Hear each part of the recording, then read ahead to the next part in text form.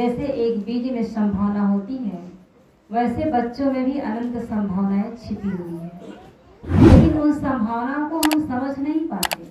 माता पिता तो कबीरपंथी हैं, संतों को बुलाते हैं, सत्संग कराते हैं, लेकिन बच्चों की बात आती है तो कहते हैं साहब उनका अभी पढ़ाई का काम चल रहा है। तो जब तक माता पिता स्वयं ध्यान नहीं देंगे, बच्चे आगे नहीं आएंगे। माता पिता को कहना चाहिए कि बेटा पढ़ाई होता रहेगा, लेकिन कम से कम 10 मिनट उनके पास बैठ लीजिए। 10 मिनट ना सही 2 मिनट बैठ लीजिए। हो सकता है 2 मिनट का विचार उनका जीवन का एक बदलाव ला दे जीवन में। विवेकानंद स्वामी जब भाषण दिए हैं तब सिर्फ 1 मिनट का समय उनको दिया गया था, और वो 1 मिनट पूरी उनकी जिंदगी बदल दी। लोगों के दिलों में वो छा गया और कईयों ने उससे अपना गुरु मान लिया। तो ऐसे ही संत जन अपने अपने इस तरह से होते हैं, कोई कम ज्ञानी, कोई ज़्यादा ज्ञानी। कोई बातों से समझाते हैं, कोई प्यार से समझाते हैं, कोई दर्शन से समझाते हैं। तो बच्चों के लिए हमें खुद चाहिए कि बेटा संत आए हैं तो कुछ समय उनके लिए निकालिए, आइए 2 मिनट ही सही उनके पास बैठ लीजिए, दर्शन कर लीजिए, तो ये प्रभाव पड़ता है। तो गलतियां कहाँ करते हैं? माता पिता। और ये शुरुआत होती है गर्भकाल से। माता जब गर्भ में होती है तो जो भी खाती है पीती है, उस रस से बच्चे के शरीर का निर्माण होता है। और ये सारी बातें डॉक्टर भी बतलाते हैं। जो स्वयं डॉक्टर है वो भी जानते हैं कि हम जो खाते पीते हैं उनके रस से बच्चे के शरीर का निर्माण होता है। लेकिन माँ जो सोचती है उनका प्रभाव भी बच्चे के शरीर पर आता है, उसके जीवन पर आता है। इस बात को कोई बिरले बिरले ही बताते हैं। तो इस बात की जानकारी कौन देते हैं? संत जन। जैसे हम खाते हैं उसके रस से शरीर का निर्माण होता है, और जो सोचते हैं उस सोच का प्रभाव भी बच्चे के जीवन पर पड़ता है। इसलिए बहुत समझदारी से जीवन जीने की आवश्यकता होती है। लेकिन समझदारी ना होने के अभाव में हम जिस किसी प्रकार से जीवन जीते हैं, जो मन में आया वो खाते हैं पीते हैं, वैसे उसी प्रकार का सिनेमा देखते हैं, मोबाइल देखते हैं, वैसा व्यवहार करते हैं। और फिर एक बात तो तय है कि माता पिता चाहे जैसा भी हो, अपने होने वाले बच्चे से बड़ी उम्मीद करते हैं कि मेरा बेटा होनहार हो, बढ़िया हो, मेरा नाम रोशन करने वाला हो। लेकिन इसके लिए कुछ सजगता चाहिए। एक माता थी, एक सच्ची घटना है। वो चाहती थी कि मेरा बेटा अच्छा होशियार बने, विद्वान बने, नाम कमाए। तो उन्होंने अपने बेटे को एक आश्रम पर दे दी। किस लिए? ताकि वो बेटा उनका नाम रोशन करे। लेकिन आश्रम पर तो दे दी, वहाँ रहने लगा बेटा। कुछ दिनों के बाद हुआ ये कि उस आश्रम में सब्जी वगैरह खूब फलता था। तो संत ने कहा कि भैया सब्जी बहुत निकल रहा है, जाओ ले जा करके जैसे तैसे भाव में दे आओ। तो बाजार वो बच्चा जाता था और वहीं पास में उनकी माँ का घर पड़ता था। तो हुआ क्या कि वो बच्चे के पास गई उनकी माँ, उनके कान में कही कि तुम जो बेच रहे हो सब्जी, उसमें का कुछ पैसा उनको देना, बाकी रख लेना। उनको क्या पता, वो तो कहे ही है कि जैसे तैसे भाव में दे के आ जाना, सब्जी बहुत है इसलिए ऐसे कह दिए थे। और वो व्यापारी नहीं था कि वो मूल्य देखते रहता। तो माँ की सबसे बड़ी गलती क्या हुई, उनके कानों में कहा कि कुछ रुपया देना, कुछ अपने जेब में रख लेना। उनकी पता कैसे चलेगा? हुआ क्या कि बच्चा सब्जी लाता, कभी टमाटर लेके आता, आधा पैसा देता, आधा जेब में रख लेता। संत को पता ही नहीं चला। संत के मन में ये भावना भी नहीं था कि बच्चा ऐसा कर सकता है। लेकिन धीरे धीरे वो बच्चा बहुत बड़ा चोर बन गया। संत के पास रहते रहते वो चोरी करना सीख गया। फिर उसको वापस भेजा गया, घर पे आया, घर पे भी चोरी किया, अपने रिश्तेदारों में चोरी किया, बहन के यहाँ, अपने बुआ के यहाँ, मामा के यहाँ, जहाँ कहीं भी गए चोरी किया। और एक दिन वो इतना बड़ा चोर बना, इतना बड़ा डाकू बना कि प्रशासन भी उससे हैरान थी। और जब कहीं आसपास में चोरी होती तो पहले पता लगाया जाता था कि अमुक चोर कहाँ पर है। ये अपने गांव की घटना है, सच्ची घटना है। तो गांव में आते थे पुलिस वाले कि वो अमुक आदमी कहाँ है, पहले उनकी तलाशी की जाती थी। तो इस प्रकार से वो बहुत बड़ा चोर बना। और आज भी वही स्थिति है, लेकिन शरीर काम नहीं कर रहा है, लकवा का रोग हो गया, तो मजबूरन उसको थमना पड़ा। तो माँ का शरीर अभी अभी छूटा है, और माँ भी उस बेटे से इतना लाड करती थी, वो चोर भी बन गया लेकिन उनके प्रति प्रेम इतना रहा कि अन्य बेटों से कहीं ज़्यादा ही था। तो माँ तो शुरू में यही चाहती थी कि मेरा बेटा मेरा नाम रोशन करे, लेकिन नाम रोशन नहीं किया, उन नाम को बदनाम कर दिया। किस लिए? बेटे के मोह ने। बेटे यदि भूल से उन्होंने कह भी दी कि बेटा तुम कुछ पैसा रख लेना, समझदारी होना चाहिए, जब चोरी करने लगा है तो उसे तमाचा भी जड़ना चाहिए, धमकाना भी चाहिए, लेकिन ऐसा नहीं की, केवल मोहवश। तो बच्चे की जिंदगी को बिगाड़ा किसने? माँ ने। ऐसे ही एक माँ थी, तो कभी वो बाजार जाती तो बच्चे को साथ में लेकर के जाती थी, और बच्चे का स्वाभाविक स्वभाव होता है कोई सामान को उठा लेना, तो बच्चा सामान उठा लेता था। तो माँ कभी नहीं कही कि बेटा ये गलत है, सामान मत उठाओ। तो कभी वो अगरबत्ती उठा करके ले आता, कभी सामान उठा करके ले आता, कभी अंडे लेकर के आता। अब जब स्कूल भेजा तो कभी किसी साथी का कलम उठा करके लाता, कभी किताब उठा करके लाता, पड़ोसियों को जाता, खिलौने उठा करके ले आता। माँ को ये लग रहा था कि चलो मेरी मुसीबतें हल हो रही है, मुझे कलम लेना नहीं पड़ेगा, पुस्तकें लेना नहीं पड़ेगा, मुझे अमुक चीज़ लेना नहीं पड़ेगा। वो ये नहीं समझ पाई कि मैं अपने बच्चे को क्या दिशा दे रही हूँ। और वही बच्चा आगे चल करके बहुत बड़ा डाकू बना, जिसका नाम हुआ सुल्ताना। और वो भी जब पकड़ा गया तो उनके पीछे भी इनाम रखा गया था। जब वो पकड़ा गया तो उन्हें फांसी की सज़ा सुनाई गई, और फांसी की सज़ा सुनाने के बाद कहा जाता है कि उनकी अंतिम इच्छा को पूछा जाता है। तो अंतिम इच्छा जब पूछा गया तो उन्होंने कहा कि मैं अपनी माँ से मिलना चाहता हूँ। और माँ को जब बुलाया गया तो माँ जब आई है अपने बेटे से मिलने के लिए, तो उस समय डाकू सुल्ताना जो था वो अपनी माँ की नाक को काट लिया। जैसे ही काटा तो खून की धारा बहने लगी। तो लोगों ने कहा कि सुल्ताना तुमने क्या किया, अभी अभी तो फांसी की सजा पर चढ़ने वाले हो, फांसी तुम्हें होने वाली है और जाते जाते एक अपराध और कर डाला। उन्होंने कहा कि मैंने अपराध इसलिए किया है ताकि इतिहास मुझे याद रखे। कोई भी माँ अपने बेटे को चोर न बनाए।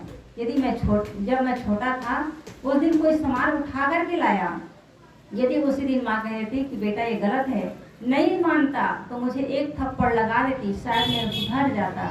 लेकिन माँ तो मुझे प्रोत्साहन देती रही कि ये ठीक है, छुपा करके रख दो। और उनके कारण से मैं इतना बड़ा डाकू बना, और उसी के कारण से मैं फांसी के फंदे पर लटक रहा हूँ। तो मैंने इस नाक को इसलिए काटा ताकि इतिहास मुझे याद रखे, और कोई माँ अपने बेटे को चोर न बनाए, डाकू न बनाए।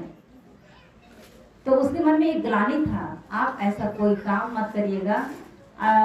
जब तक शादी नहीं हुई है तब तक लोग नासमझ होते हैं, सत्संग के महत्व को नहीं समझते। जब शादी हो जाती है तब भी नहीं समझते, लेकिन जब बच्चे आ जाते हैं तो एक जिम्मेदारी अपने ऊपर लेकर के सोचना चाहिए कि अब हम माँ बाप बन गए। अब हम माँ बाप बन गए तो हम बच्चों को क्या शिक्षा देंगे, कैसे करेंगे, इसकी योजना पहले होनी चाहिए। लेकिन होता नहीं है, जैसे तैसे जीवन जीते चले जाते हैं, यहाँ तक कि माँ बाप आपस में लड़ते हैं, और उस लड़ाई का प्रभाव बच्चे के जीवन पर पड़ता है। कई जगह ऐसे देखने में और सुनने में आया कि माता पिता आपस में इतने लड़ते हैं कि बच्चे समझ नहीं पाते कि माँ की तरफ रहें कि पिता की तरफ रहें, उन्हें प्यार नहीं मिल पाता, और ऐसे बच्चे खुदकुशी कर लेते हैं। कई तो फांसी लगा लिए हैं, कई ट्रेन में जा करके कट गए हैं। तो ये उनके प्रेम के अभाव में है। तो जब शादी होती है तो विचार का मिलान पहले होना चाहिए। पहले का मतलब जब लड़का और लड़की की शादी जब होती है और वो एक दूसरे को पति पत्नी के रूप में स्वीकारते हैं, तो ये तय होना चाहिए कि एक दूसरे का स्वभाव जैसा है, हम लोग प्रेम से समझने की कोशिश करेंगे, सहने की कोशिश करेंगे और दूसरे को सुधारेंगे। लेकिन कई जगह देखा जाता है कि जीवन बीत जाता है, पति पत्नी आपस में लड़ते रह जाते हैं, और इसका पूरा असर बच्चे के ऊपर जाता है। खुद का जीवन तो बर्बाद होता है, बच्चे भी वही सीखते हैं, और उनके जो परिजन हैं, उनके जो दादी दादा कहना चाहिए, सास ससुर, उनको भी सम्मान नहीं मिल पाता, उनको भी सेवा नहीं मिल पाता। तो बात तो ये कह रही थी कि माता पिता चाहते हैं कि हमारा नाम रोशन हो, लेकिन कहीं ना कहीं चूक कर जाते हैं। तो ये चूक ना करें आप लोग। आपके गर्भ में ही पल करके वो बच्चा महान विद्वान भी हो सकता है, डॉक्टर भी हो सकता है, मास्टर भी हो सकता है, इंजीनियर भी हो सकता है, वो तो होता ही है, और बड़े बड़े वैज्ञानिक भी हो सकते हैं, महापुरुष भी हो सकते हैं, वही भगवान भी हो सकते हैं। लेकिन जिम्मेदारी को थोड़ा समझना है घर में भी रहते हैं तो ध्यान दीजिए कि हम लोगों से कैसा व्यवहार करते हैं, क्योंकि आप जो व्यवहार करेंगे उनके दादी दादा के साथ, उनके बुआ के साथ, चाचा के साथ, ये सारी चीज़ों को वो देखता है और उन संस्कारों का, उन व्यवहारों का प्रभाव उन पर धीरे धीरे पड़ता है और बच्चा वैसे होता है। और एक दिन ऐसा आएगा कि वो आपके साथ भी अच्छा व्यवहार नहीं कर पाएंगे, क्योंकि बच्चे का मन कोमल होता है और यदि वो समझ पाए तभी से आपके प्रति वो प्रेम नहीं रह जाएगा, बल्कि घृणा हो जाएगी कि मेरे दादी दादा के साथ ऐसा करते थे, बुआ के साथ ऐसा करते थे।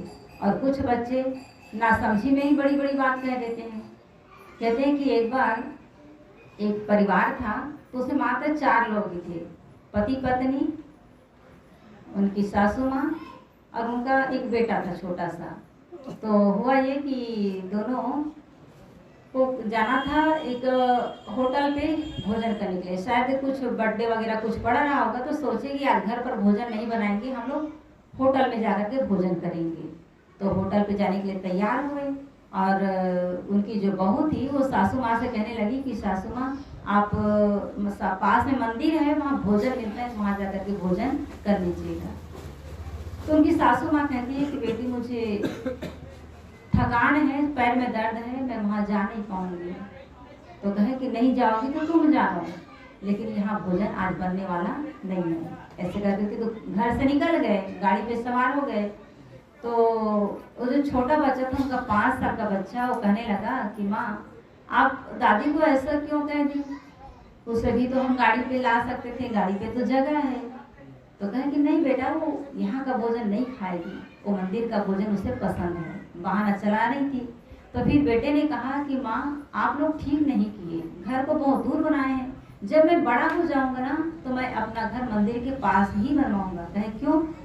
जब आप लोग बूढ़े हो जाएंगे, बूढ़े बूढ़ी हो जाएंगे और मैं भी अपनी पत्नी बच्चों के साथ मैं होटल पे जाऊंगा तो आपको चलने में तकलीफ होगी, तो पास में घर रहेगा तो आप आसानी से वहाँ भोजन कर सकेंगे। तो देखो ये बात कौन कर रहा है? एक छोटा सा बच्चा, भले ही अपने भोलापन में कर रहा है, लेकिन सोचिए वो समझदारी नहीं दिखाएगा या तो फिर आपके प्रति घृणा हो जाएगी, तो आपके साथ वो वैसा ही व्यवहार करेगा। इसलिए ध्यान देने की आवश्यकता है।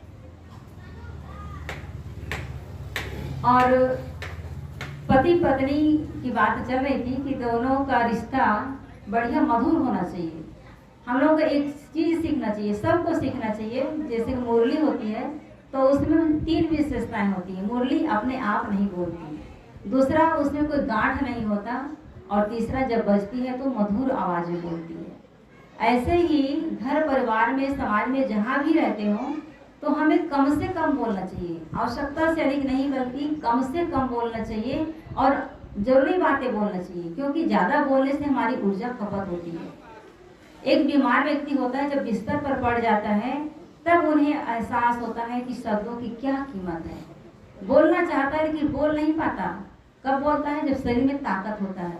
लेकिन जब तक शरीर स्वस्थ है, हम लोग इतना बोल जाते हैं कि हम अपनी शक्ति को कहाँ लगा रहे हैं ये समझ नहीं पाते।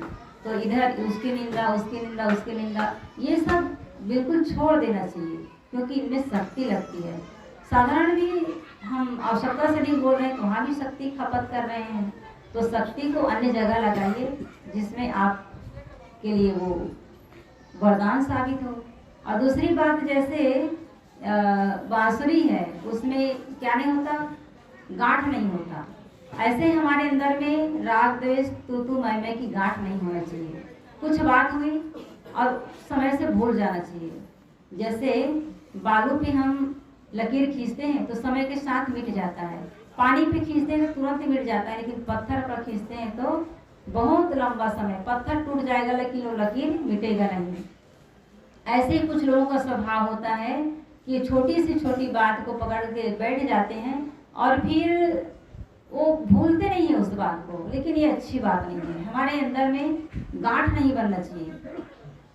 आपस में रहते हैं, घर परिवार के बीच कुछ कहा सुना हो गया, लेकिन गांठ नहीं बनना चाहिए। हो गया, भूल जाओ, फिर से बात करो, तब आपका घर स्वर्ग में बस सकेगा। और तीसरी बात, जब बोले तो मीठी बोले। जैसे मुरली है, जब बोलती है तो मीठी आवाज निकलती है, ऐसे ही हम बोले तो मीठी बोलें, कड़वा ना बोले, क्योंकि कड़वा बोले तो घर नरक बन जाएगा और फिर बच्चे भी वही सीखेंगे।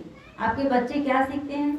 आप जो बोलते हैं, देखते हैं किसी किसी घर में, हम लोग को तो कई घरों में जाना होता है, तो जिस घर में माँ बाप धीमी आवाज में मीठे शब्दों में बोलते हैं वहाँ बच्चे वैसे ही सीखते हैं। और जिस घर में ऊंची ऊंची आवाजें बोला जाता है, चिल्लाया जाता है, तो बच्चे वैसे ही सीख जाते हैं। जिस घर में गाली दिया जाता है बच्चे गाली सीखते हैं, और जिस घर में गीत गाया जाता है, गुरु वंदना होता है, जिस घर में भजन गाया जाता है उस घर में बच्चे भजन गाना सीख जाते हैं। तो ये आपकी जिम्मेदारी है कि आप क्या सिखा रहे हैं, क्या कर रहे हैं। तो ये बात हर किसी पर लागू होती है। तो ध्यान हमें क्या रखना है कि हम अपने बच्चे को क्या सिखा रहे हैं। बच्चे तो अभी बता रही थी मंजुला साहब की वो गीली मिट्टी है, उसे चाहे जो कुछ बना लो। जैसे छोटा पौधा है उसको भी आप जिधर भी झुका दो वो उधर झुकेगा। ये अलग बात है कि कोई कोई का अलग ही संस्कार होता है, लेकिन कम से कम अपना फर्ज अदा करना चाहिए। कोई कोई बच्चे होते हैं जिसको कितना भी अच्छी बातें सिखाओ वो अपना गलत रास्ता चुन ही लेता है, और कोई कोई बच्चे इतने अच्छे होते हैं, अच्छे संस्कारी होते हैं कि माँ बाप गलत हैं लेकिन वो खुद अच्छा रास्ता अपना लेते हैं, एक अलग दिशा चुन लेते हैं।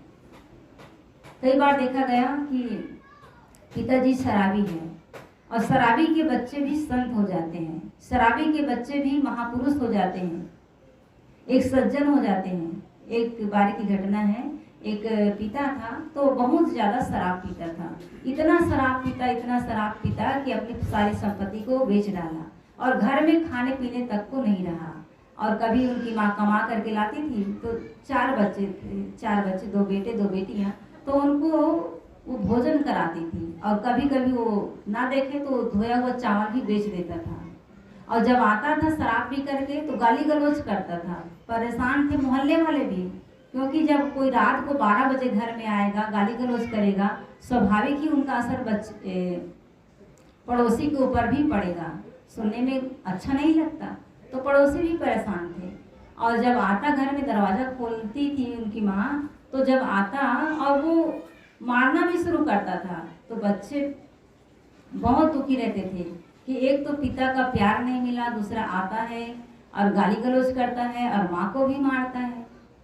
तो फिर हुआ क्या कि बड़ा बेटा था, उन्होंने अंदर ही अंदर संकल्प लिया कि जब मैं बड़ा हो जाऊंगा तो मैं पिता की तरह कभी भी शराब को हाथ नहीं लगाऊंगा।